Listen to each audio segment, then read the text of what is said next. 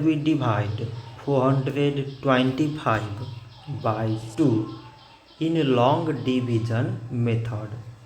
So 2 times 2 is 4 on subtracting zev. So we put down this 2 and remove zev. 2 times 1 is 2 on subtracting zev. So put down this 5 and remove this zev. 2 times 2 is 4. On subtracting it is 1. So this 1 is less than 2 and there is no other number beside. So we take here decimal so that we put zev. So it is 10 and 2 times 5 is 10.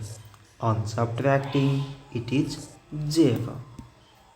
So 425 divided by 2 is 212 decimal 5. So this much for today and thanks for watching.